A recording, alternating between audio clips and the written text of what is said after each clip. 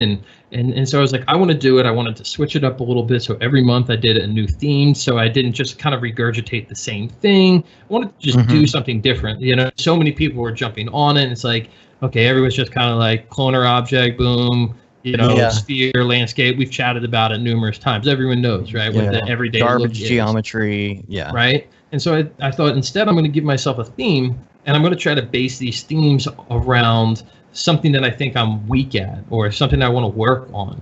And so one theme, I felt like my compositions were weak. So I was like, I just want to be able to arrange multiple objects in a scene in a pleasing way. So that was my theme, was based on that.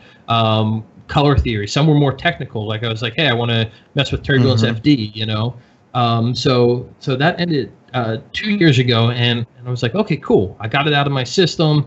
I did it. It was hard. It was fun. I learned tons. I gained a huge following from it. This is great. But what's my next step here? You know, how do I keep progressing? I don't want to just plateau at just spitting crap out. And so I thought, instead, I'm going to try to do an animation per week. And so that's pretty much what I've been doing since for the past 2 years. Every week I'll do an animation. Typically they're like 5-second loops or something like that. And then like I'll try to squeeze in a couple shorts in there. I did kind of a something for Pause Fest and a short animation for Pause Fest, and you know, and so that's kind of my new thing. Instead of doing an image a day, it's like I do an animation a week. And sometimes I every now and then I'll miss one. But like I'll post like a breakdown of an animation instead. Sometimes I'll do 2. You know, it's just really kind of like what kind of time I have, or if I'm like traveling, or what the deal is. But the whole idea is like, just don't stop. You know, there's Jerry Seinfeld had a great quote, and I kind of relate it to what we do. Slightly different timelines, but he said that when he stops doing comedy for 4 days or 3 days, he notices it. When he stops doing comedy for 4 days, the audience notices it. And I'm like, you know what? I kind of feel the same way, man, about like what it is that we do.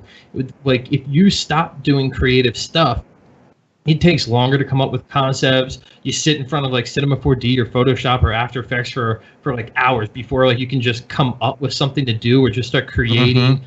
But like if you're just on this habit to just get up and just keep doing it and keep crushing, you know, it's just kind of comes natural, you know. And so my thing is like, just don't take breaks. Keep making stuff. Keep being creative. It doesn't have to be 3D work. Go out there and take photos. You know, go paint. Like I don't care what you do. Just don't stop being creative. Go write. I don't care. Be creative. So yeah. So that's kind of like so I don't do everydays now. But the other thing is like the problem with the everydays I love everydays, and I push people to do the everydays. But it gets to a point where it's just like a regurgitation of work. And that's why I was trying to give like an example of how I tried to do it, so it didn't feel like I was just regurgitating things that we've seen. It's like, okay, cool, another landscape with a light in the distance and a person in it.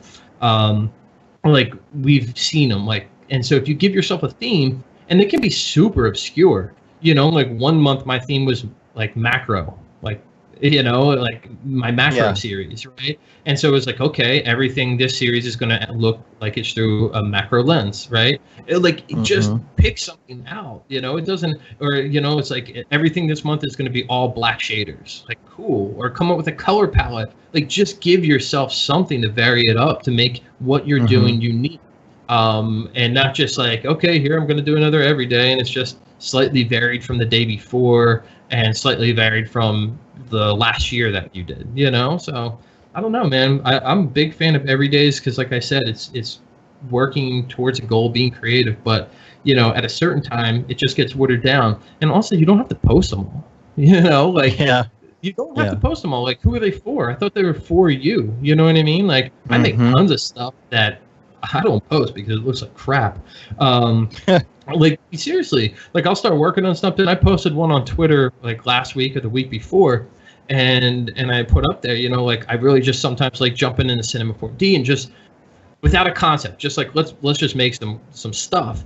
And and sometimes it sticks, sometimes it doesn't. And like it's like, okay, cool, I put 2 hours in and this looks like a turd. You know, no one sees that, right? But I still got something out of it. There's still something that I learned, but I'm not going to post it.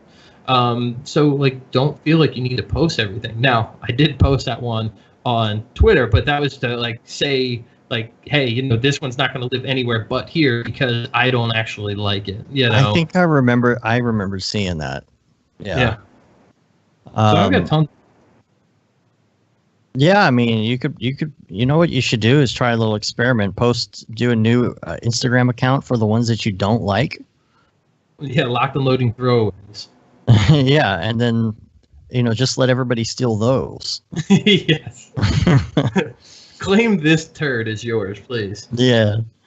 No, so I remember it was the big Redshift thing last year. Like, it was right in between SIGGRAPH and Half-Res, I think, when you were on, and it was when everybody all of a sudden was getting on the Redshift bandwagon, and people were not necessarily happy with the direction Octane was going. But since then, there's been some interesting shifts. Redshift is doing well, but in the meantime, we've heard a lot of stories about their customer support not being very friendly, I guess would be the word for it. And then on the other side of that, we've had Otoy like really do this shift toward like pushing the artists, you know, and we saw them come around and all the new stuff in Octane 4, and then being very open about what they're doing and getting features out, and even showing up to NAB with, you know, a booth at the Maxon booth,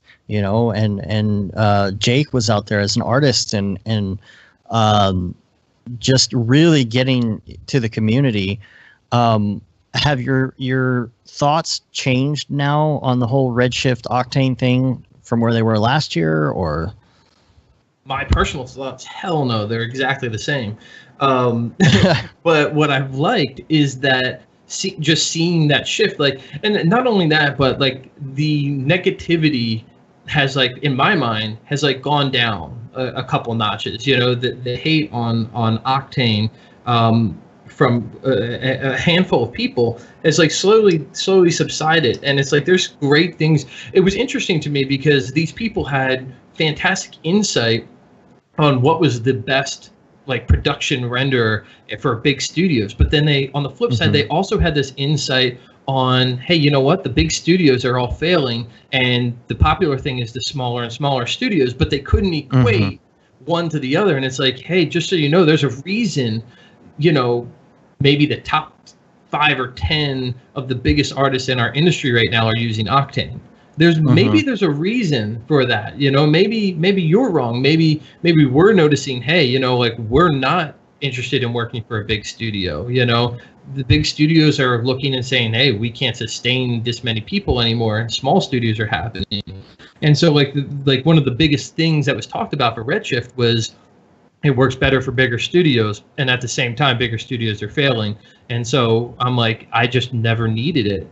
And then like I would take a survey and I put in all the things, and like and it would come back, you should be using Redshift. Like I'd even try to force it to be Octane, and it would come back, you should be using Redshift. And I'm like, this is just crap, man. Because wait a minute. Yeah. I'm like, because, you know, come on, man. Like I don't feel the need. There's only been a couple things I've ever been frustrated with Redshift, and I do client work all the time. You know, I just did something, I don't know if I can say because it's still in pitch phase, but it's a big tech company client, and I didn't have any issues whatsoever. You know, there's none. And, you know, I don't know. I just feel like at that moment, Octane is getting put in a negative light, and it's just a fantastic render engine, and you can see their constant effort and drive right now just to make things better. And I just can't wait for the next release. I am really excited for it.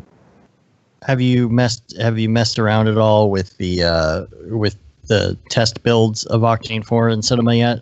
I haven't, just because I've had a handful of like big client projects that I've been doing, and I was like, now's not the time to start swapping stuff around like that, and I don't want to mess anything up. So I'm the same way, and it kind of sucks because like I want to get into it. Used to be like I would have it in there like the moment that it was released, you know, and I'd be messing with it, but it's just like there's not enough hours in the day, and I'm just gonna have to wait because with giant client projects, we're on 307. You know, it's like we're not even going to get near 4 for a while. At least, I mean, there's got to be a stable build, obviously, but then it's like, okay, well, what point are all our projects done? We don't have to open up any old projects which aren't going to function the same. But I didn't know if you had seen. I haven't heard that much. You know, I honestly haven't heard much about people using 4 in Cinema. I guess because it's still in the test build phase, but yeah, I know it loads faster. That's good. But like there's a couple of things, right? Because it like people messed around with the standalone when it was like kind of first announced, but like not really so much for C4D yet. You know what I mean? I have a feeling. I have a feeling there's probably a lot of people like us, right? I mean, if we're both saying it right now, like I think I'm on 306, you're on 307. Like I have a feeling there's probably a lot of people who are just like, hey, I want to wait till it's all worked out because I've got jobs going on, which is a good thing. Yeah. People who use Octane are employed. That's what we're saying. Are what? Employed? Are employed. We're busy, man. Yeah. We're busy rendering and cranking stuff out over here. Mm-hmm. And I fully understand the whole production environment concept and the fact that, you know, they say Redshift is more quote unquote production ready. You know, there are a lot more options and things like that, but I just can't get myself to switch. Dude, I hate more options. You know what I'm saying? Like, I remember when I first started using, like, what studios had, they asked me to use Maya, and I used it for like a month, and I'm like, I hate this. And they're like, yeah, but you can like do this. And I'm like, yeah, I'm typing stuff in constantly. Like, this sucks, man. I just want this to do this. I don't want to have to build it myself. Like when I open Octane render settings and it's like minimal, I'm like, now this speaks to me. I don't want to be a technical person when I'm creating art. You know, it just doesn't fit my personality. And I think that's the Cinema 4D community for the most part is a lot of people who like, we want to create. That's how Cinema 4D took off. You know, it's like, I don't want to open up and have this crazy render setting, multiple pages. Like I have to read, you know, 100 hours worth of books to figure out what these things mean. It's like, no. Well, I don't know. I honestly, I barely even use passes, you know, unless it's something that I really need passes for. It's just like, if something, you know, people are like, well, what if something doesn't look right and this shadow isn't right? I'm like, then I'll just re-render it. Like, I don't care. It's not a big deal, you know? Rather than having to go into a shadow pass or something, you know. And that's the thing, and that's kind of what I'm saying. I'm like, technology is making it so render times go down. The whole reason for like rendering passes was so you didn't have to jump back into 3D and you could do it in composite because it was quicker. But at a certain point, you know, it's quicker just to get it right in 3D. Or for me, that's how I feel, right? I'm not going to push that on anybody else that really likes compositing because I know the benefits of compositing. But for me personally in my workflow right now, it's just as quick for me to do it all in 3D and render that out than to render a bunch of layers and try to composite this stuff. So and I think it's just going more that direction. Yeah.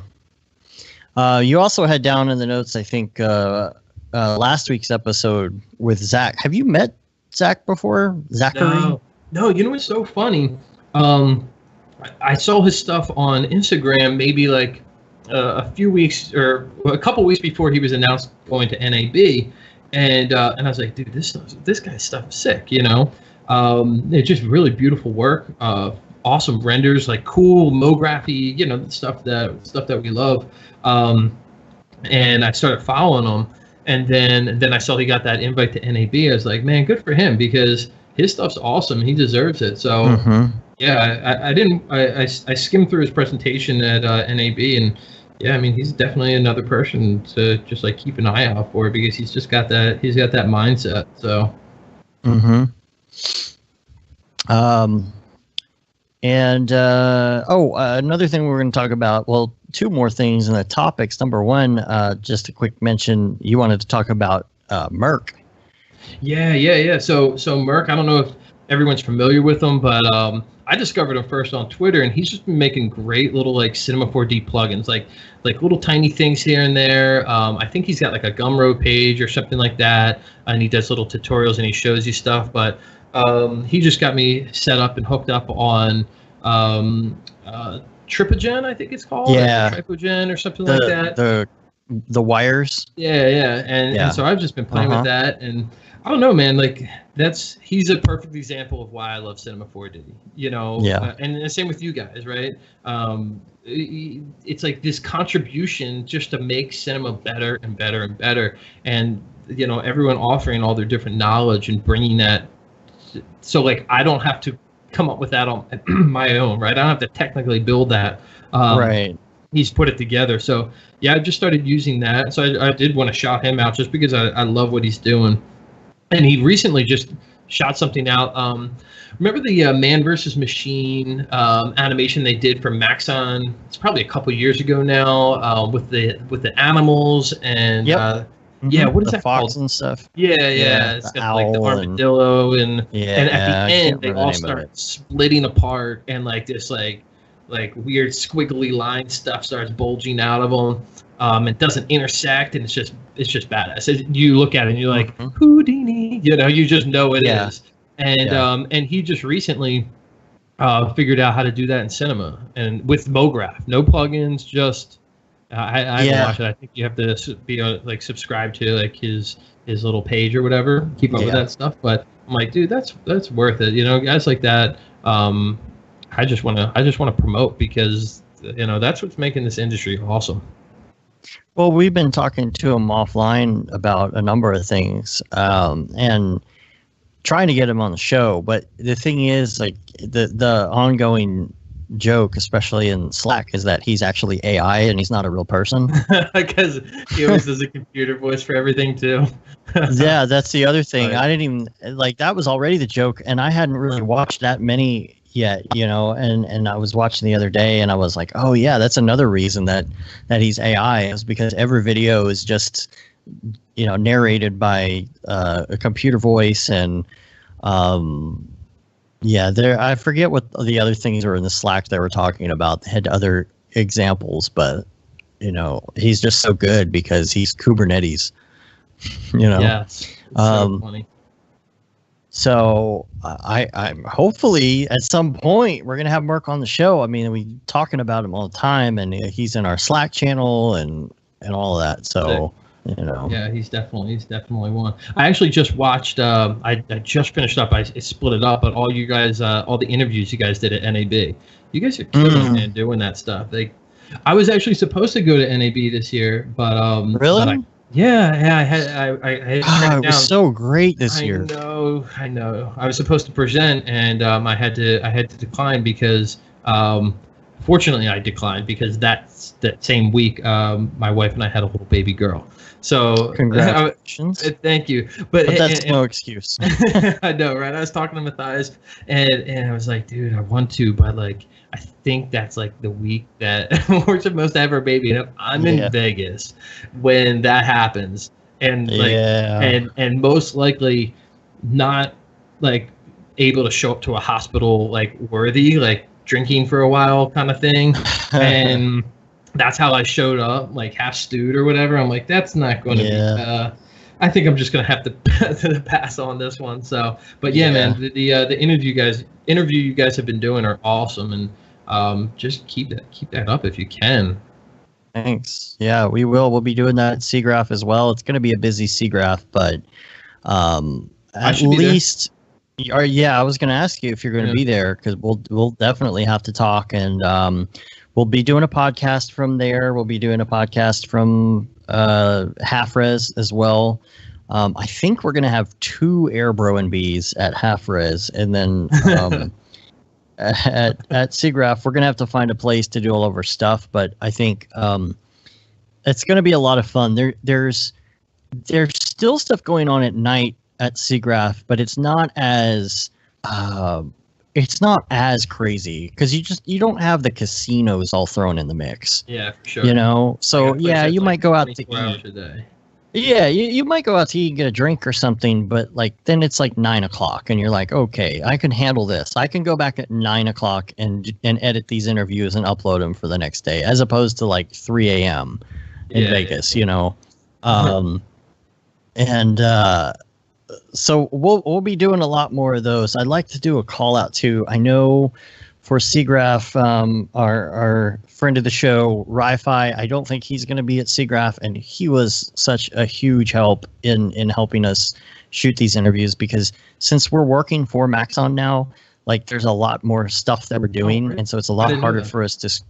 Yeah, so we basically just run the tech now for the booth, and make sure everything's working, and make sure everybody's got the plugins they need, and you know, make sure the stream's good, all that kind of stuff. So in between that, we're trying to do these interviews, and so Ryan was a big help, because either Matt or myself always has to be like at the ready just in case something happens. You know, we got to jump on it. Yeah. So we couldn't just both be out there shooting interviews at the same time. So I would like to do a call out if some people want to help us. We'd be super appreciative of that. We'll try and hook you up with some swag and all that kind of stuff if anyone wants to volunteer to like hold the camera, you know. So if you're somebody that likes to hang out at the booth anyway and like all day and not go anywhere else, I mean, we're not going to be doing interviews like all the time, but it would be great to have some people that could help us do that, because there are just not enough hours or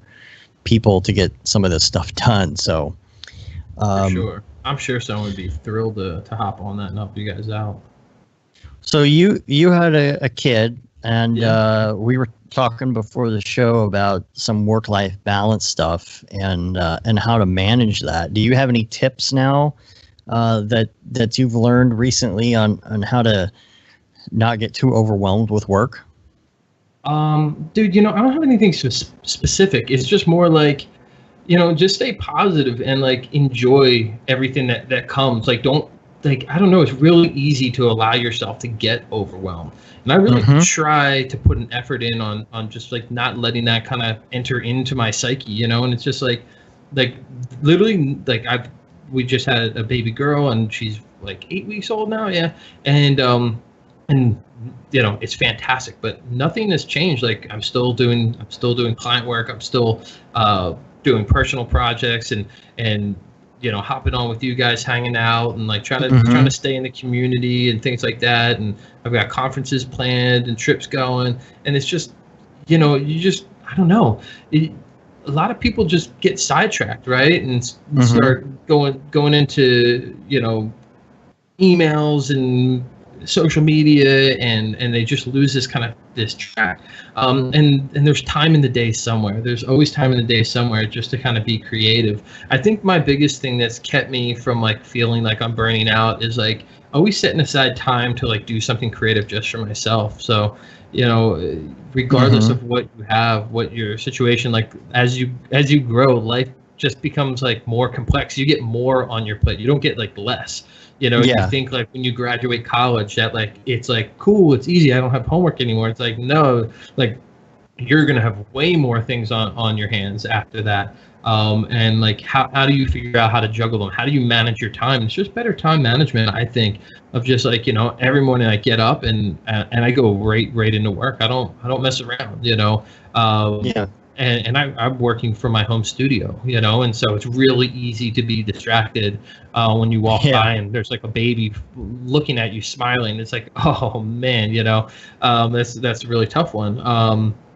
But you know, just like with little basic simple things, of kind of, you just gotta have that hungry mindset of like, you know, if you're freelancing, if you're working on your own, it's like, no, I work every day until X time, right? You make the time. You start every day at X time. Setting up those kind of boundaries and guidelines for yourself, I think, is really, really important, because otherwise it's like, I'll just kind of take today off. I don't have a client project today, so like, I don't know. I'm just gonna. And I live on an island. There's a beach right next to me. Like, how easy would it be and I love fishing. Like, how easy would it be for me to be like, nah, like today I don't have a client job, so I'm just gonna head over to the beach and fish. Like, Every now and then it's nice to treat yourself, but I look at it, I'm like, okay, I don't have a client job today. So what can I make? Like, all right, this is my day. Yeah, this is my time now, you know, and that's like the best thing you can ask for. So it's like, it's just being disciplined, I think. I know that's kind of a crappy answer just because it comes down to just like an individual self, right? It's a mindset, and it's like, how do you, it's not just like, hey, just do this, you know, this is exactly what I've done, you can do that too. Like, put your shoes on this way. It's like, no, like it's more like a self-discipline and training yourself and being regimented, and that's how you're going to get more clients too. So it comes hand in hand.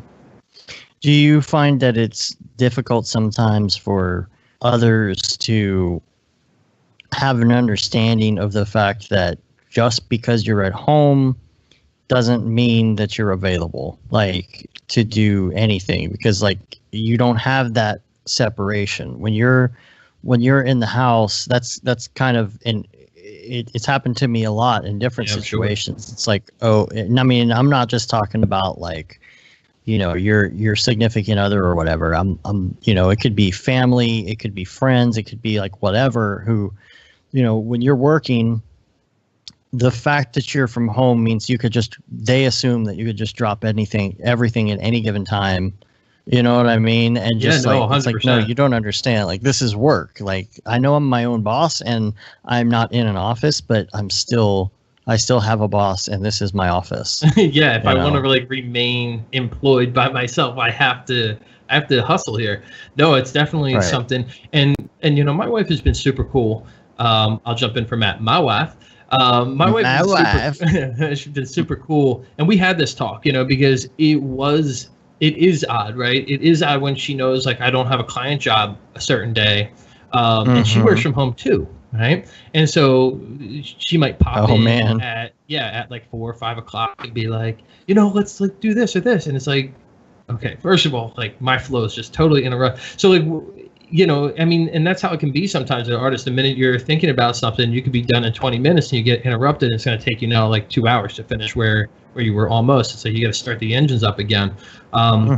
So no, like we've had this kind of a conversation too. It's like, I know I'm here, but you know, I really need to be focused from this time to this time every single day. And maybe if you're feeling that way, it's easier with your significant other, because it's easier to have those kind of conversations with them.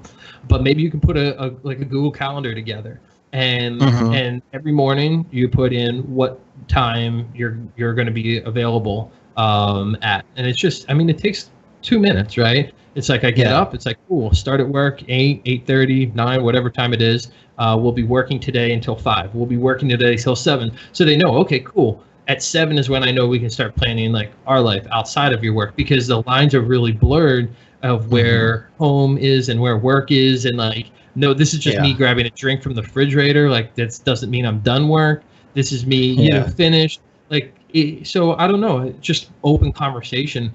Fortunately, my family all really kind of pretty much respects the work that I'm doing, and they don't really kind of put any outside pressures on as far as that goes, and neither is my wife. So it's cool that way. But I'm very clear with everyone that is in my life, family wise, of like what my expectations of them are for me, and work that I'm doing. So it's really nice that they kind of give me that respect, and don't push me out of my work like that. Yeah, I've found that it is pretty hard to you know, tell people that sometimes. It's like, no, just assume that I'm not here. You know what I mean? It's like, I'm not trying to be a jerk. I'm not trying to but you gotta assume, like, if I were, I mean, it's okay. It's great to be able to, like, if your kid has something going on at school, you can like go up there and see a play during the day that a lot of parents couldn't see, or, you know, you could go to lunch with your kid or something like that. You've got those options, but like, just to me, one of the big hurdles has always been that assumption that like, oh, well, you're not doing anything because you're here. Yeah. You know. So what have you done? Like, is that still happening to you? Like, what have you done to like try to like convey that to people? Because it is hard, and I think it happens to everybody that's doing what we're doing.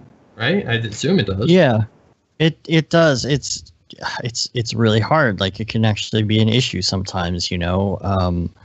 But I think just kind of repeating the fact that it's like, look, these are my hours, and I mean, I think that's one of the things you just have to keep doing, you know, from whatever time to whatever time. I'm kind of a late riser now, especially recently. I work later, and kind of my day is a little bit offset, even from Matt's, because Matt has a different schedule. He gets up and starts working probably, I don't know, 1 or 2 hours before I do. But then, you know, the reverse side of that is in the afternoon, he leaves early to pick up his kid, and then I keep working. It's really weird because I have this like, and I've talked about this before, like this feeling of like that I'm not doing enough, you know, because of one thing or another, or that, you know, I'm not working hard enough, or, you know, because starting later in the day, that I should be like ashamed of that. And it's like, no, well, you're working later. So like, what's the difference, you know? Yeah, exactly. Just because you're not working at this exact time that most of society works at, you know. Which society work hours are ridiculous anyway. Like, who made these? They don't work really for anybody, do they? I know, everybody's tired, you know. Yeah. It's like, why can't we all start work at 10 o'clock in the morning instead of 8? Why are we still subscribing to this like out of date like work hours, especially like in our creative industry? Because it's just like-minded people who are like starting these studios. It's like, why are we coming in at this time? Like, I don't get it. Like, no one functions well at this time of day. Well, I mean, that's another great thing that Barton is doing really well, is he's allowing people to choose within a certain time frame. I forget what it is, what their hours are, which I think is great. There's some people who come in early, some come in late, you know, and it's that kind of flexibility. I'm telling you, like, everything that he does as far as his business is just amazing, and it's so great. Like, he is like the best person to work for. Or you know, or if you're not working for someone, model yourself after that, because everybody there seems really happy to be working there. Dude, I'm glad you brought up Barton. First of all, I love that guy. Second of all, when we were at Half Res this past year, I think I just inadvertently just like linked arms with him and was just like, dude, we're just gonna hang out and chat this whole time. And he is so awesome. And it's so funny because, you know, they're killing it, right? I mean, what was that new, the most recent, one of the most recent animations? It was like, I think it was for a watch, and the camera, like, it's like an urban area, the camera like crushes to the ground and goes into the subway and stuff like that. Spot was that spot was nasty. And so they're doing fantastic work. The dude is an awesome guy. His company's run right. He's giving his employees like a work-life balance. They're getting great clients, high-end clients. You know, and I'm trying to, and he's trying to hire people and take employees and stuff like that. And a lot of the younger crowd all wants to just either go to New York or LA.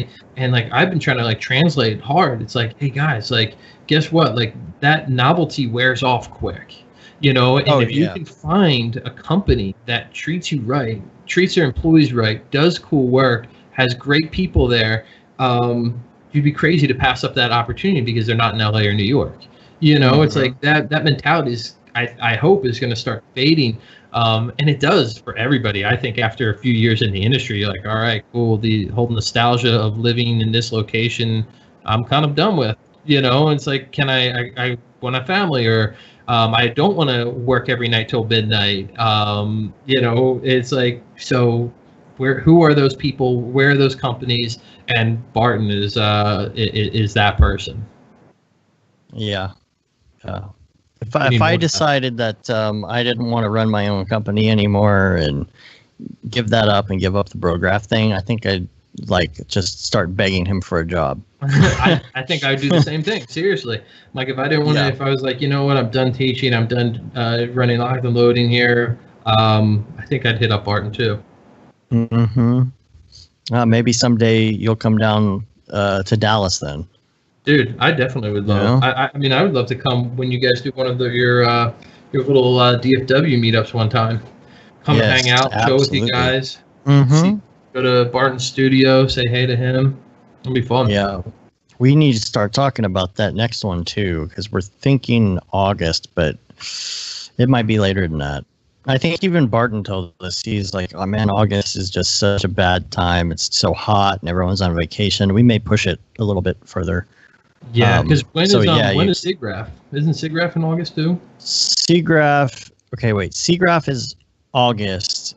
Half-Res is September. I'm almost thinking like to go push it to October just so we can have a little time in between events and people can plan. I mean, if we're trying to plan it so that people have time to buy airline tickets this time.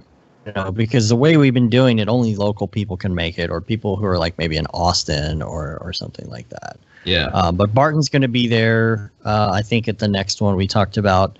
And then I think Chad actually is going to be there. Oh, sweet. EJ, like like so many people I want to come out and do this. Yeah, that's awesome. Yeah, I love it. I love seeing the growth.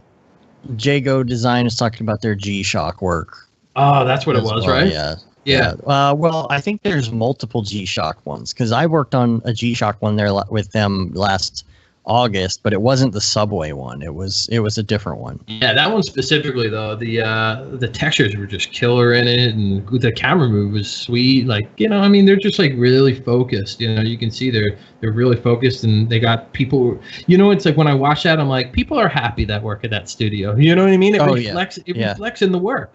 It really does. Yeah, definitely. And then they did, what was it, Dude Perfect? They did a logo for or something recently. Oh, really? As well. Like just so much stuff. I'm like, man, you guys are just kicking it out there. And now I'm really glad our friend Lance got an opportunity to work there because it's just one of those things where there's all these people there that are so good, and you absorb these different traits from different people. You know, you absorb stuff from someone who's good at modeling, or someone who's good at Houdini, or someone who's good at, you know, Octane versus Redshift, or any of that. You know, yeah. And man, it's just, I think that's what a lot of people. I think that's like the definition now of the boutique, is Barton Damer. Yeah. So, we have any other topics? You want to go into the links here? Let's see. Yeah, I think that sounds good. All right. So links now, I just kind of dive through because I always end up sometimes with these giant lists of links, and some of them aren't necessarily anything to really like talk about in like a full discussion, but it might be something that's, you know, people would like to look at after the fact in the show notes. So I've got a link, gonna have a link to your Rusted Pixel or Rusted Pixel thing we were talking about. You sent me that link on Twitter. Yeah. Listery, the basically Spotlight for Windows. I noticed earlier you're screen sharing with me. Are you on Windows 7? I am. Wow. I've just never upgraded. Like, well, I've got two machines. On my one machine, I'm on 8 or above, or I don't know what it is, right? But it's not 7. On this one, I'm just on 7 because I don't know what I need. Why do I need? You tell me. Why do I need to update? I couldn't tell you specifically. What I can say is that back in the day, I had a bunch of machines that were render nodes that were Windows 7, and I've got to say, you know, having to like forcefully move myself to Windows, I am pretty happy with Windows 10 in comparison with the older operating systems. Okay. It feels a lot more solid. I still think that their Explorer is an absolute wreck, which is why I'm into, you know, different alternatives and stuff like that. We have that channel on Slack called Make Windows Suck Less. That helps you kind of find ways around and make it more Mac-ish. But what we were talking about last week was the Listery, or I forget how you spell it. Man, I've been trying it. I haven't done it too long yet, but it's really great because you just double click your control button and you get this little window just like Mac Spotlight, and it's very fast at finding things. And that's one of my biggest things with Windows is the fact that I can't search for Jack. I'll just go to a random search window an Explorer and I'll type something and it will never come up with what I'm looking for. And then all of a sudden I'm sitting there like searching through folders trying to figure out what I did with a file. And so I'm loving it so far. I haven't really been able to play with all the features of it yet, but if you need like a really easy way to get to files and folders, it's free. It's amazing. So nice. Check that out. And then speaking of already been chewed, Grayscale Gorilla did an article about Barton and already been chewed. So there'll be a link to that in the show notes. There is a Titan XP Star Wars Edition card, 2 different cards, 2 different colors. So the cards look kind of like lightsabers, I guess. It's kind of a dumb gimmick, but they're probably sold out already. Yeah, I saw those. I bet you they sold out. As long as it matches the lightsaber color, matches all the other colors on my PC. Yeah, see, that's the problem. Maybe you can like custom change it, or at least put a gel over it to turn it the right color. Yeah. Or something. Because I mean, it was red and green, right? So I don't think they have a blue one I could put in my blue PC. Yeah. But pretty cool looking. I think it's just a bit gimmicky, and I don't know if it's more money. It probably is more money for it too. I'm sure it is. It's like an extra $1,000 just for a couple LEDs. Yeah, just a Star Wars factor on. And then there's a great article, little one-pager website called Let's Talk About Textures. And, a lot of this you might already know, but it goes over every different main type of texture and what it is and how it works. Cool. So, how displacement works and how like different kind of maps work that are not as common, like what's it called? It's not like a bump map, but when you have creases on metal objects, mostly in like hard surface modeling. I'll have to look this up and see. It's so it's yankomotion.com, and hopefully my bandwidth is good enough to make this work here.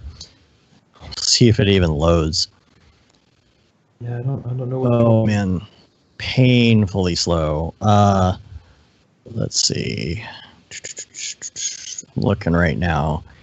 It is called Cavity. It's called a cavity map.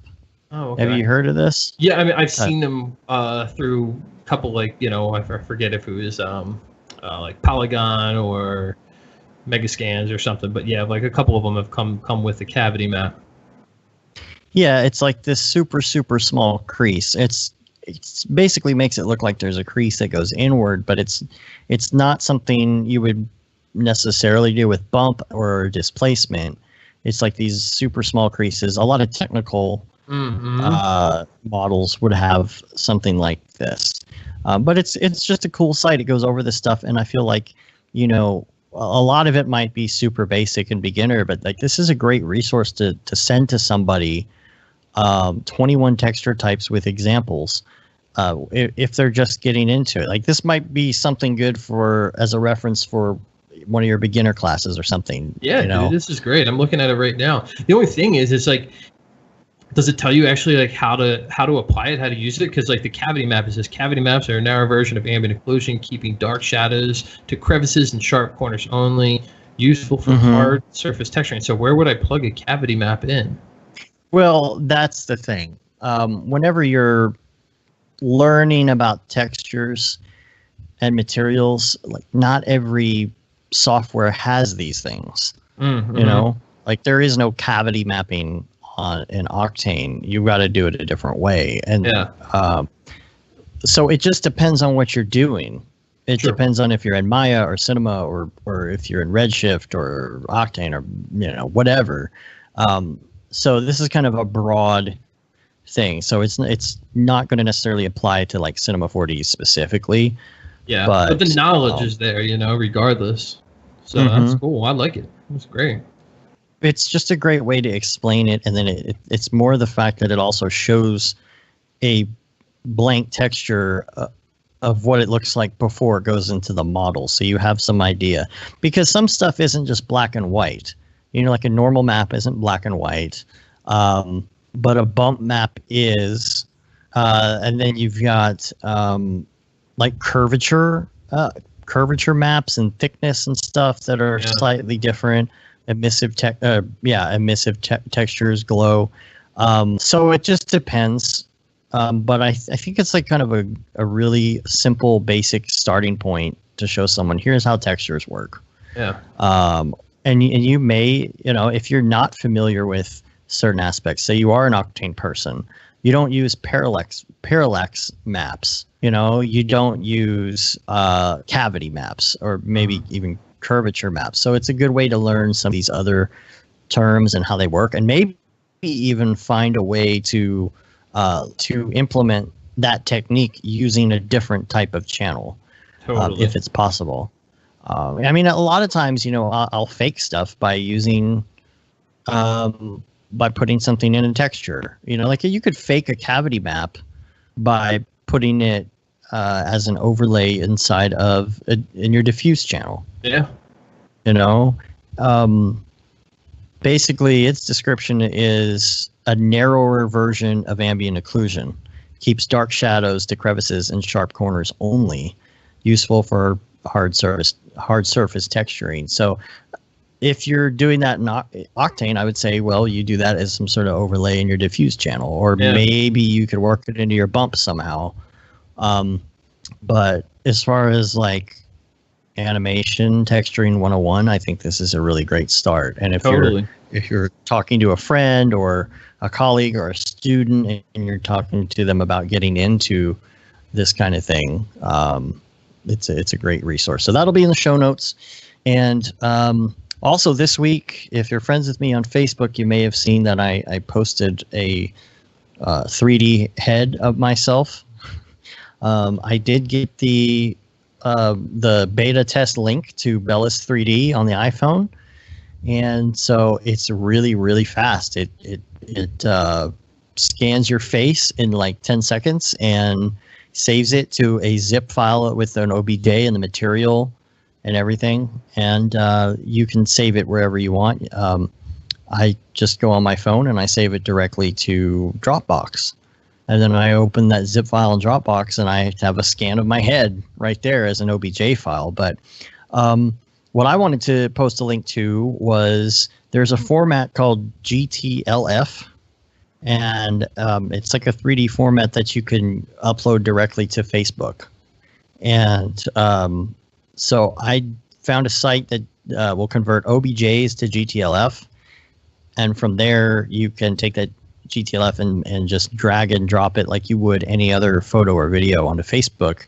And then anyone on Facebook can sit there and click and drag around the model on Facebook without any other software. It's GLTF too, right? I think. A GLTF. I may have fat fingered that one. Yeah.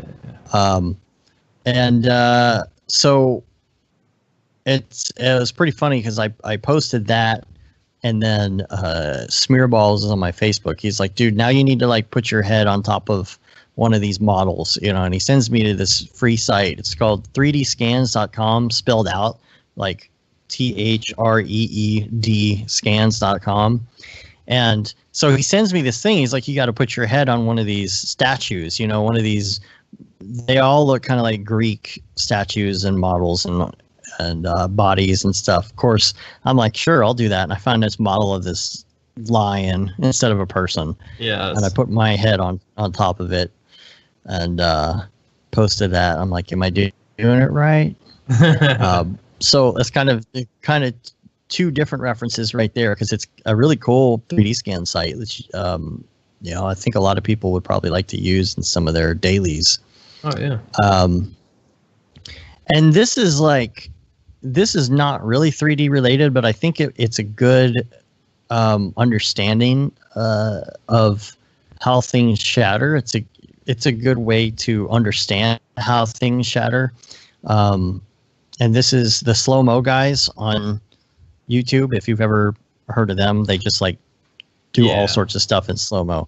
But they did one called Spinning a Record to Pieces at 12,500 frames a second.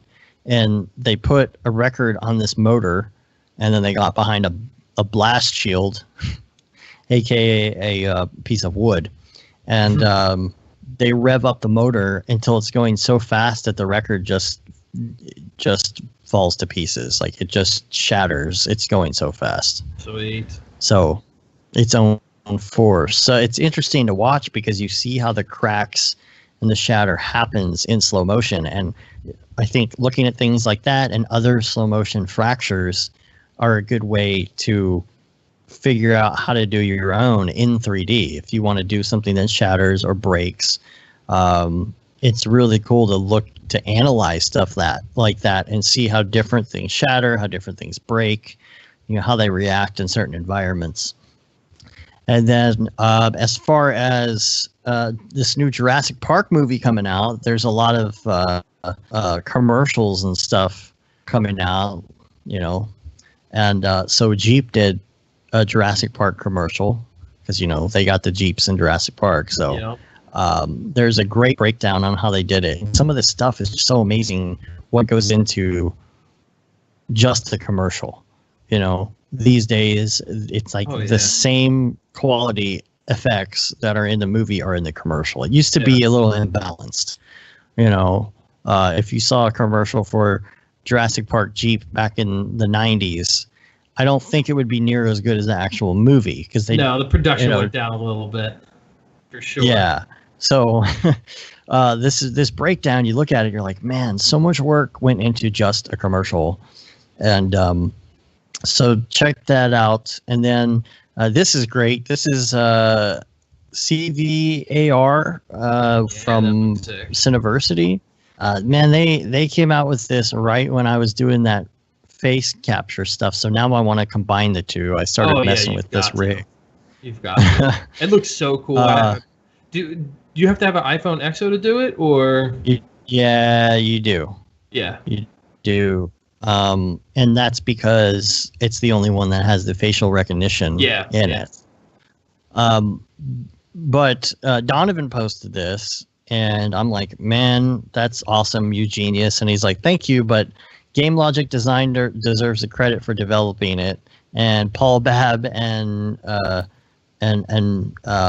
Maxon Rick had the foresight to support and prioritize the project.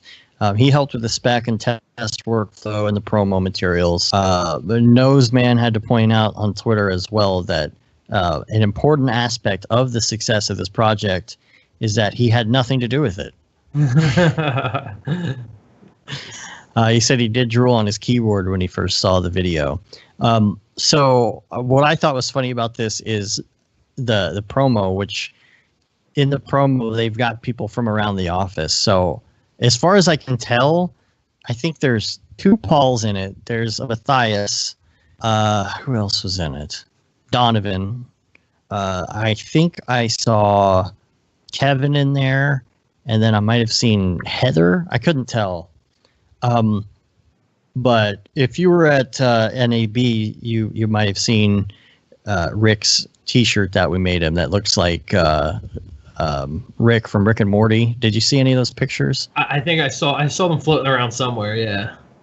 So we made him the Max on Rick T-shirt because that's kind of a thing we were doing like last year. Us and like EJ were like, a Max on Rick. Yes.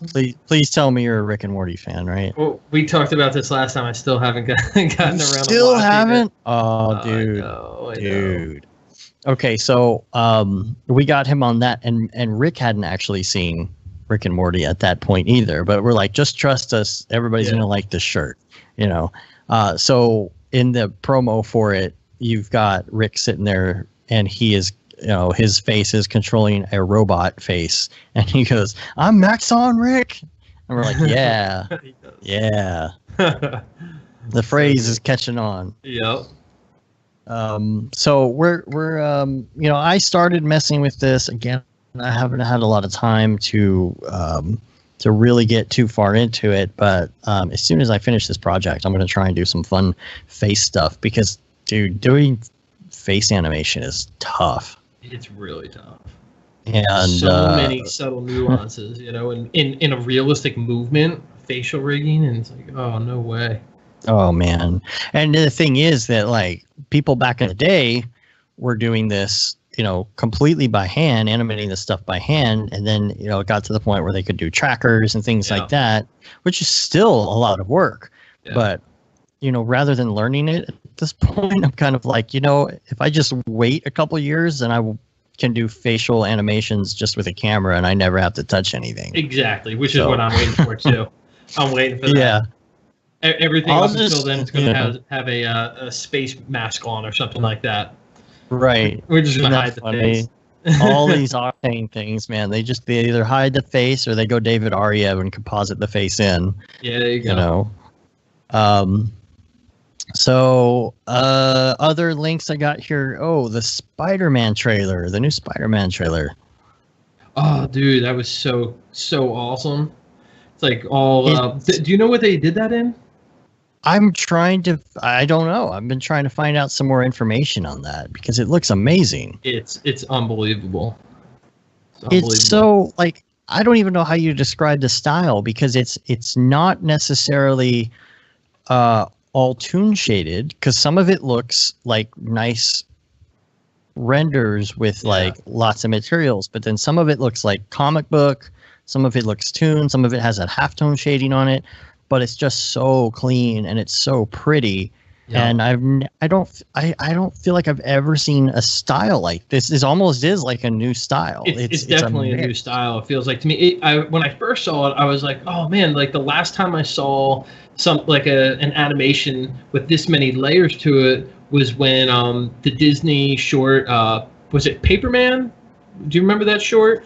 And I think it was Disney Paperman. And the whole thing, Paperman. And it's like two characters, and this guy's trying to get the attention of this girl, and he's doing it by throwing paper airplanes to her from one city building to the next. And what they did was they layered multiple techniques on top of each other, hand-drawn techniques, computer animation. The whole thing's in like black and white, and it's just multiple things overlaid. And when you watch it, you're like, how did they do that? Because there's just so many techniques mixed over top of each other. And when I saw this one, I was like, okay, the Spider-Man one, like they just, obviously different people, but they like totally stepped it up. But it reminded me of that same kind of effect of like, like 3D doesn't have to just be glossy, shiny, like sport graphic look. It can be like so many different things. And man, it's super cool. And what was it? The chromatic aberration depth of field they were doing like so. And also like halftone you were saying too, right? Isn't that like how they're showing depth of field in it? It's not like actual just blurred. Well, there's halftone. Like you'll see the side of someone's face, and in the shadow you see the halftone, but then you don't see it in other places. It's like it's like that. It's not that that's hard to do. Like if you had like Photoshop or something, right? You would just kind of mix it together. But if you're doing that in 3D, it's like it's got to be done because it's such a large production and there's such a pipeline. It's got to be done in such a way to where a lot of that is automatically done. Or I mean, no way anybody's going to go through each one of those scenes and set up each one individually. There's got to be a system of determining like what causes this part to be halftone and then this part to be toonish and this part to be like realistic. Like the scene when you see like a bunch of buildings and cars in the background and they look very much like a regular render, but there's still something slightly toonish about them, but you don't know what. Yeah. It's like they had to have come up with an algorithm or a system of putting those pieces together. Yeah, and the 3D is it has like this illustrative, almost painterly quality to it too. It's like I can almost see like a really soft brushstroke for like the specular on like their skin and things. But like I'm reading it and it says there's no artificial camera lens blur. Instead, the depth of field is suggested by using chromatic aberration on out of focus objects, and they paired that with a halftone shader that they custom made. Like, what? Man. How'd they do it? I want to know. Because a lot of these toon things, what you end up seeing is kind of like oh man, what was the movie that was done like it was all watercolor looking? It was about lucid dreaming, and I don't know. It was pretty unique at the time. It looked like it was done where, back in the day, there wasn't a good way to do it. People would take video and they would vectorize it in Flash, and then export it back out. I can't remember the name of that movie. But what would happen with that, and what happens a lot with Toon Shaders sometimes, is the edges of things and stuff kind of flicker, or they look kind of wobbly, or they'll have like squiggle vision. This is just so clean in general. Like there is no wobble to it. There's no flicker. Scanner darkly. Thanks, Grant. That's what it was. Okay. Scanner darkly. Yeah, I didn't see that. And so it's just like, man, how did they go about doing that it looks so clean? It doesn't look like regular toon shading. I would love to see. I'm hoping that eventually there's going to be some sort of a breakdown on that. They're going to show. I mean, I'm sure they're not going to give away all their secrets, but maybe show like, was this done by hand? Was this done procedurally? Like, what in the world? What is the voodoo that they came up with to make that work? Yeah, I mean, probably the obvious is that like it might have been done by hand, and then they figure out some sort of like algorithm that to read like a certain depth, either near camera or far from camera, and as something is X amount of distance from the camera, this is applied to. That's how it seems to me, at least. It's really cool. Yeah. And then lastly, I've got unfortunately this article from Gizmodo. NVIDIA CEO says new GPUs won't be available for a long time. Now, I started thinking about that, and you got prices of GPUs coming back down after the whole Bitcoin thing. You've got, but then of course RAM starts shooting up, and now they're saying SSDs are going to start shooting up in price. But I'm a little skeptical about this article because I have this like distrust of CEOs coming out and saying things like that. Because look at Steve Jobs. I think he said what was the infamous? There was something he said that we're never going to do a phone, right? Oh yeah. Like a year before the iPhone came out. Oh, we're never going to do a phone, and then it comes out, and sometimes I feel like they sneak in, sometimes CEOs or representatives will sneak in these little things to make people do a certain thing or buy a certain thing. And I feel like in this case, it's like maybe they have a whole bunch of 1080s left that they're trying to get rid of before all of the people buy the 1180s. And it's like, what's happening right now is everybody's waiting. Nobody wants to buy a 1080. Yeah, I'm not going to buy a 1080 right now. Everyone's There's no way. No. And so it's like they have some stock they got to push. So they're saying, it's going to be a long time before the 1180s come out. So people who are on the edge are going to be like, I'll just go ahead and buy the 1080. Yeah, like I don't have that enough time to wait. I'll just buy it. Yep. Yeah, it's probably a good idea. What is a long time? Because I have this feeling, just a weird feeling. I'm like, at SIGGRAPH, they're going to announce 1180, but maybe not. Yeah, you'd think they'd have to. We're like, I mean, that's a good moment too. It's like, when else are they going to announce it? Yeah. So I'll put a link for that in the show notes. And now let's do People's People. Oh, here we go. All right. Today we are going to start out on get out your Beeple viewer of choice. I prefer Twitter. And we're going to open up June 4th, Year of Our Lord 2018, and it's called Biometric Workforce. Now, this is very interesting. I think Matt sent this to me the moment it came out because it was like, okay, this fits our fake narrative, which we've been talking a lot about the big Beeple's people and the little Beeple's people. And I think even at one point we weren't sure were the original people from Earth the little Beeple's people or the big Beeple's people. And to me, this kind of proves that the little Beeple's people are the humans from Earth.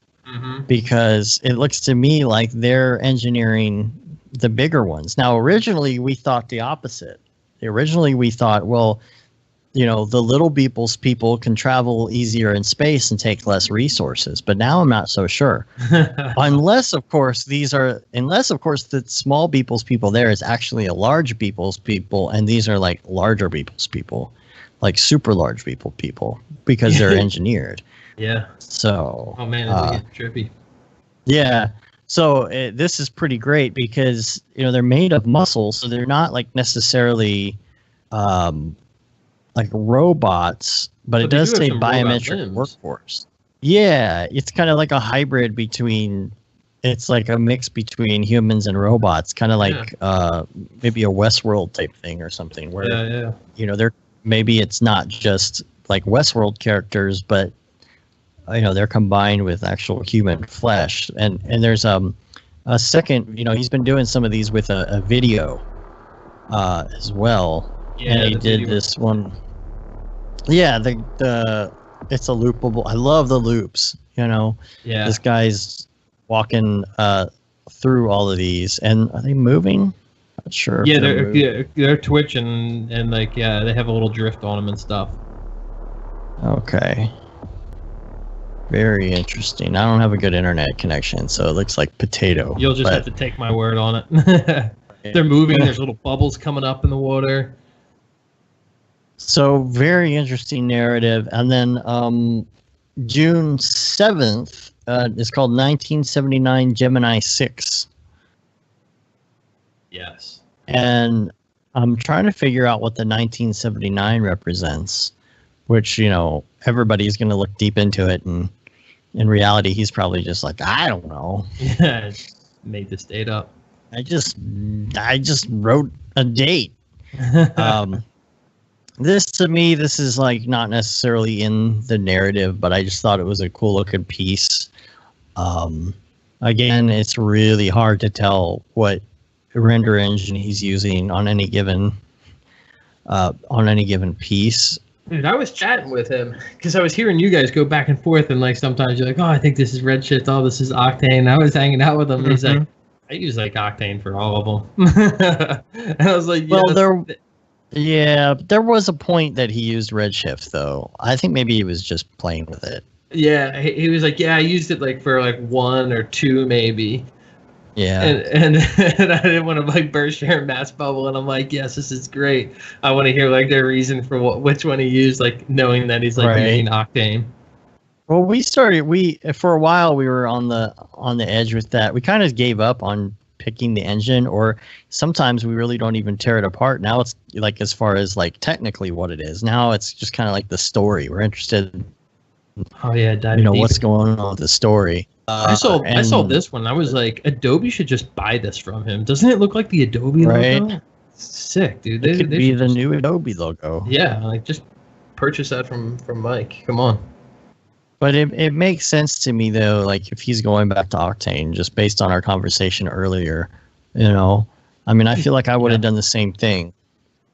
Yeah, he said that like what he liked, the one thing that he did like about Redshift was just like the atmospheric and like the fog stuff. It was just was better in Redshift. So hopefully they'll update that stuff. The last one is on June 9th. I'm waiting for my Beeple viewer to load up. Come on, here we go. This one is called Post-Op, and not in the way you're thinking. But the one of these robots, it looks like it's more complete. Yeah. And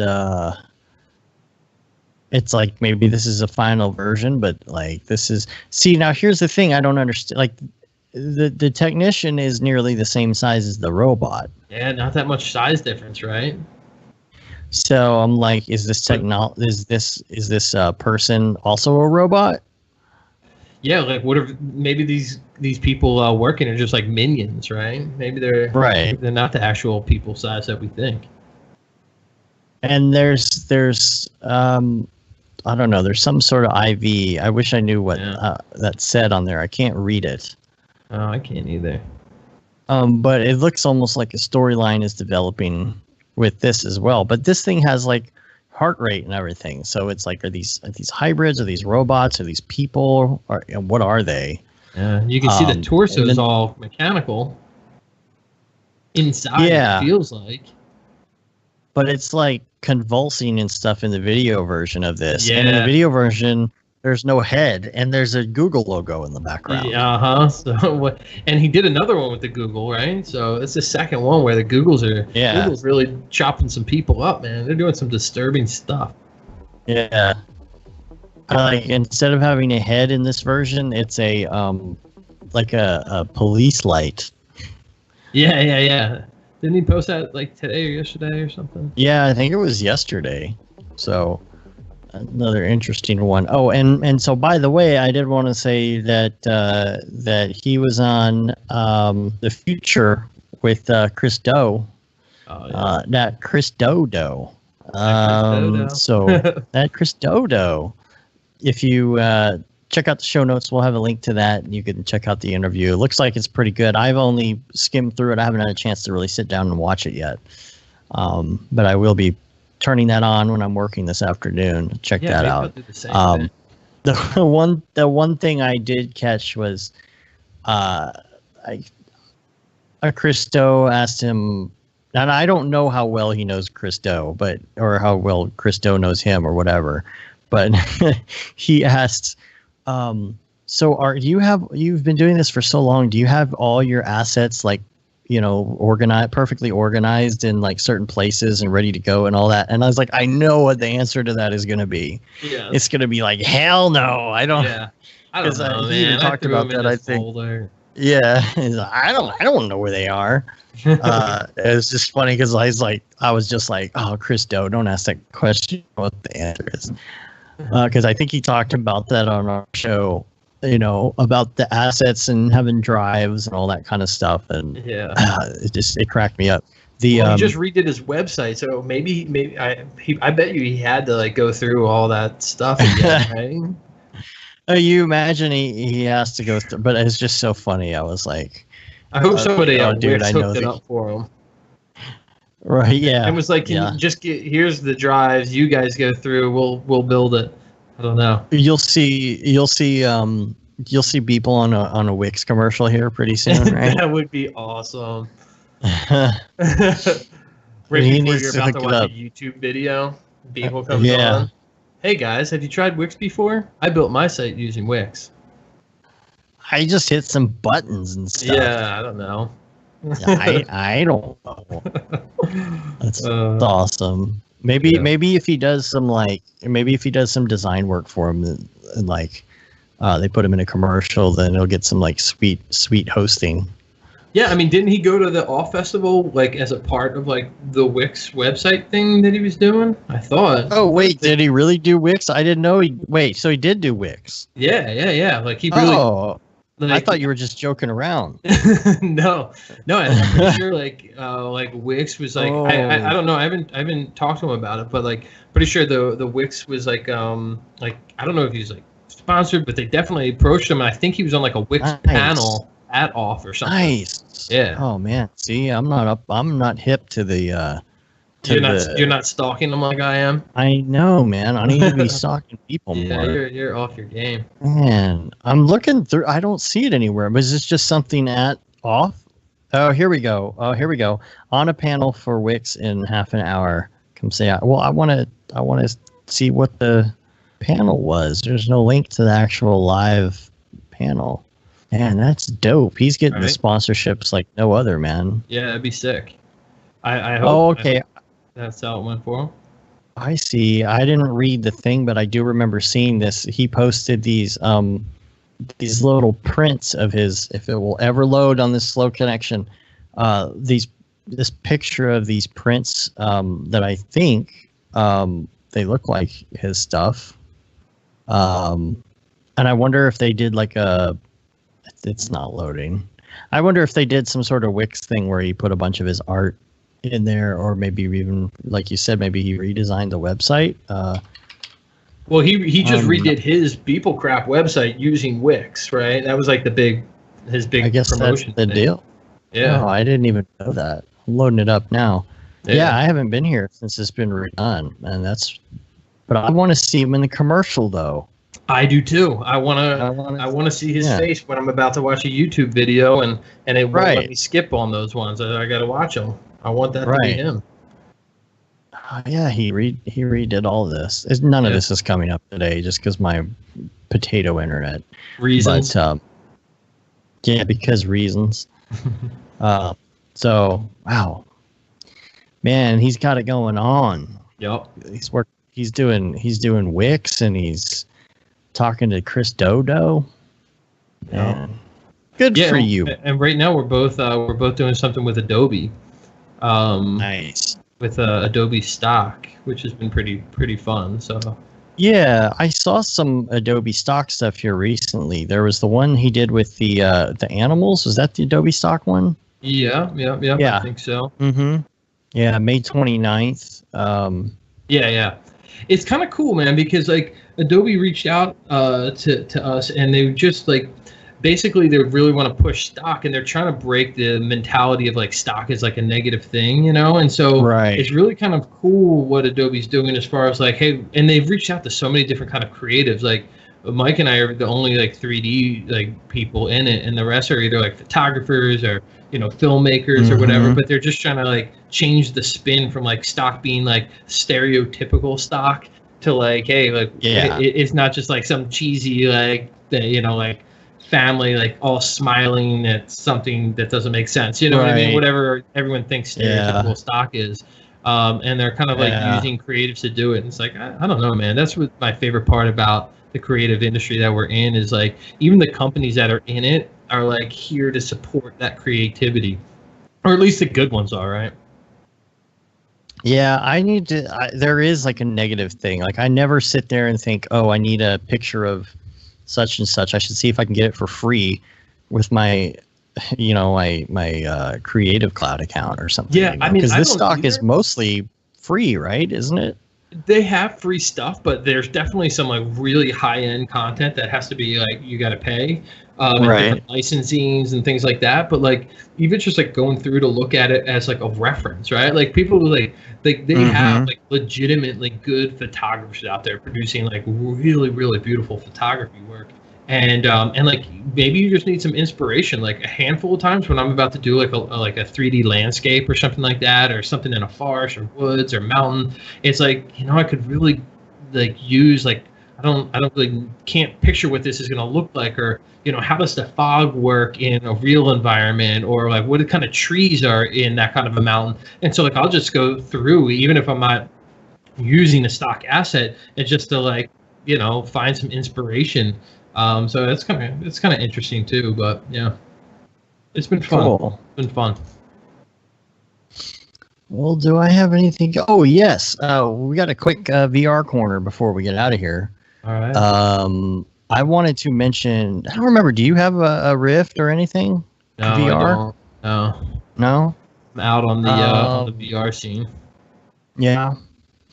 Well,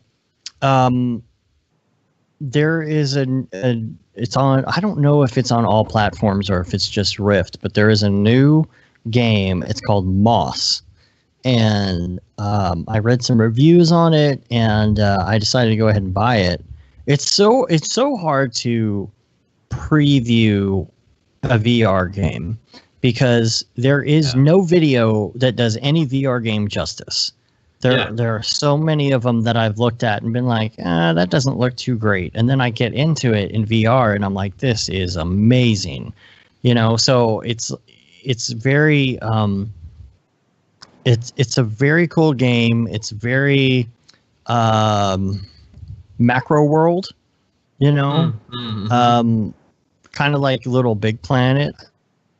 I feel like if they could do a version of Little Big Planet like this, it would be really, really popular and really cool. Oh yeah. I'm such a big fan of, you know, macro worlds and stuff. This is, you know, like little cities and towns and villages, and there's a little mouse that you control, and it's great because this is a sitting down game. And you know, as much as I love like Robo Recall and all that kind of stuff, sometimes I do feel like I want to sit down and play a VR game, like a puzzle game. Yeah. This is a puzzle game, but what's great is with the controls, you control the mouse, and the movement of this little mouse is really great. And he's got a little sword, and like he hits things with it, and he's like a little cute mouse. But it's macro world in that, like, it's almost like a, like imagine a train set or something, right? If you build a train set, you put the little hole in the middle, and you're like in the little town. Yeah. But it's like that, except you're in the forest, and there's these little mouse houses and stuff. And even at one point, like you look up, and because it's in the forest, you see this deer come up and like stick his head in, because he's like, what is this? Cool. And you're, man, that deer is sense huge. of scale, yeah. Yeah, it's just really great in that aspect. And there's all these different moments that make you do that little breath thing. You know what I'm talking about? When you're like, it's like you made me breathe out my nose for a second. Yeah. You know what I'm talking about? Like, something you're like, because something's so cool. Yeah, it's just like that moment. But there's like these different scenes that happen. You'll leave one scene and you'll come into another scene to do another puzzle, and then you'll do that because you're like, oh, that's cool. Like they did this cool thing with the water or the texturing, or a little gimmick that's just like really cool. It's a great. I've seen a lot of combinations of either sit-down games or macro world games, and this is just all around altogether a perfect combo of those. It sounds cool because, like, the feeling of macro only really works if it's like an immersive environment, right? Because like otherwise it's really hard to place yourself in it. But for like VR, that sounds like the ticket for it. Well, it's like you're moving the mouse around, but then there's puzzles. So like he can't get over something. So you got to take your hand and reach it into the scene and like pull something, and twist it so that he can then play, and then you go back to playing. Yeah. So it's like, and he's aware that you're there, but he's not scared of you. It's really cool. It's like part of the narrative. And if you look down into the water under you, sometimes these reflections, you actually see your face, like as kind of like this spirit guide that's watching over the mouse and helping him get to where he needs to go. It's very, very well done. Like, if you want to take a break from Beat Saber and punching robots and all that kind of stuff, like sit down and play this game because it's a great puzzle game. Yeah, that sounds awesome. And also another article. This is on Upload VR. Valve says now they're going to allow everything on Steam that isn't either illegal or trolling. And I don't know how I feel about that, because like if you allow any person to upload any game they want, I mean, let's be honest here, you're just going to end up with a lot of anime porn games. That's what I'm thinking is going to happen. Yeah, probably. That's where. I mean, and the VR stuff too. Like there are like tons of these little VR porn things, and it's like, why? Like, stuff, man, I don't know. That's just weird to me. It just doesn't. I don't know. I just don't understand it. I guess I don't understand how someone's enjoying that stuff. Just doesn't. Well, make sense. if you think about somebody who is an anime fan and might be an anime fan of, or a fan of like anime porn, unfortunately, but then all of a sudden they have a VR headset and they can like meet their, and I say that loosely, meet their. Yeah. I guess it's like, all right. Yeah, I guess I get it. Fan of, but like it's mainly the fact that Valve says they're going to allow all of this stuff on Steam. It's like, really, there's no approval process. So like, as long as it's not scamming you out of money or it has illegal content, they're going to allow it in there. I mean, there's going to be this like gross subset of awful things. I'm sure. Like how they, because I guess how do they control that? I mean, right now there's an approval process. There's a procurement process, and it would be like if Apple allowed everything that was submitted to just go in there blindly. You would just have this massive amount of just spammy, stupid games, which is already bad enough with the procurement on the App Store. There's like a million copycat games and like Candy Crush and Candy Crush-esque games. Yeah, it's hard to find like the real one when you go to search for something.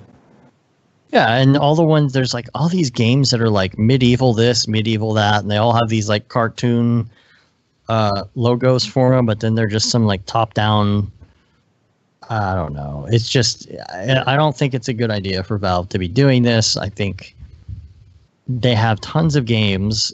It's working. I guess they got some flack for whatever their procurement process is, but like, don't say, okay, now we're just going to allow anything. Yeah, exactly. Just maybe, yeah.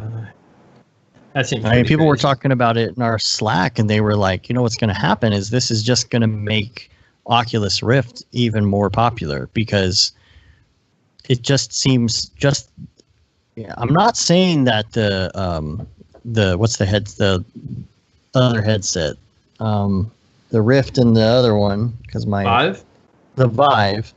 I'm not saying that the Vive is bad. There's some great things about the Vive. I prefer the Rift, but it just seems like there's been more support from people on the Rift and just making sure that it's a very seamless experience. You know, you can use Steam to do VR stuff with the Rift, and I go into that environment rather than the standard library that you use with the Rift. And it's just a mess. It feels messy to me. There's too much going on. You can't get to things. It seems like it's this free-for-all environment that is just not as clean and not as procured and not as good looking and thought through. And I just feel like this is going to add another nail to that Vive coffin of just like this wild west of crappy VR games that like you don't know what you're watching. It's like some like high school kid in some odd country put this crappy game together, and it's just a big waste of time. It's almost like YouTube tutorials. Like a lot of times it's like so uncurated that like you click something, you're like, man, this is just total crap. I've just wasted 5 minutes of my time having this person mumble around and doesn't even make sense. It's incoherent. It's kind of like that version of the games, right? It's just like whoever wants to upload whatever you want to upload, whatever skill you got. Well, there's already one I saw the other day. Just it wasn't a VR game; it was just a regular game, but it was called Hand Simulator. Hand Simulator. Like, here's some things you could do with your hands, like playing cards or shooting a gun. And I'm like, are you kidding me? This is a game? Are people paying for this right now? It's good. And that's with procurement. So just wait. Yeah. Just wait. Past. Be playing Toilet Simulator. Yeah, exactly. Which was a real thing at one point. I don't know if it's still there, but yeah. It's literally a game where you're just sitting on the toilet and nothing happens. Cool. It's like, really? Yeah. All right. And then Rick Bogus sent me a link. That in the game. Yeah, I know, right? Rick Bogus sent me this link. I think it's we were talking last week about all of these VR games now where you can see the person playing in the preview and they're actually in the world. The real person is in the video game world. It's like a third person view of them in VR. Yeah. And I guess there's software. It's mixcast.me. And they've got some sort of software, I guess, I don't know how, no green screen required. I'm not sure. I haven't messed with it. But if you're playing VR and you want to show that third person view, I guess you can do that with this. I don't know. It's kind of cool. Yeah. Well, you ready to wrap up? Dude, whenever you're ready, man. Let's do that. I got some work I got to do now that I'm like 4 hours behind. Internet. Stupid internet. So we're going to get out of here. I am not sure. Matt will still be out of town next week, so I'm not sure what we're doing. Maybe I'll hit up Aryev. He hasn't been on in a while. I'd like to see what he's been up to, talk to him about his crazy project he's been working on. And that could be fun. So rate us on iTunes. Leave us a review. We love to see those reviews. I haven't really looked lately to see if we've gotten any more, but maybe we'll do a review contest here pretty soon. And leaving a review, leaving a rating helps get our ratings up on the iTunes store, and subscribing to us on your podcatcher of choice is also helpful for that. You can subscribe to our newsletter on our site, which is where you can find all of our stuff, our plugins, our podcasts, our tutorials, and our live information, our Slack, all the great stuff and things. You can say you've been there, done that, got the t-shirt with the No Brograph, No Mograph tee, the Gate and D. Simone limited edition shirt, the Paul Babb, Feel the Babb 2020 shirt. All the profits from that go to Doctors Without Borders. And then the Render Things shirt and hoodie, which we offer now as well, which is our best seller now. Render Things. And Render Things. Check that out. Make sure you get a Render Things shirt for the next meetup for DFWC4D or Half Res or SIGGRAPH, and show up with that Brograph swag. And we're on Facebook, Twitter, Instagram, Twitch, and of course YouTube and Brograph.com. And that about wraps it up. Love it, man. Another good chat. Sorry, all the people watching live who see this crazy potato internet. I hope it worked somewhat. I think we lost them. Yeah, I think I have about 100,000 dropped frames on this because of it. So it's not really working too well. We'll try and get that internet fixed. I got someone showing up tomorrow so that they can, ask me if I've restarted my router. Yeah, I tried that, dog. Yeah. About 10 times. Did you unplug it? Did you? Yeah, no. Did you turn it off and on again? Did that before I called you. Right. But anyway, we're going to get out of here. Until next time, I'm Dave. I am Dave. Have a good one. Later, bros. See you. All right. Sweet. Good. All right. Still got a few people trying to watch that potato. I know. I don't know. Maybe they forgot it was on because it's not playing. Right. Dude, that was great, man. Man. Cool. I'm going to shut down the live stream here. Give me 1 second.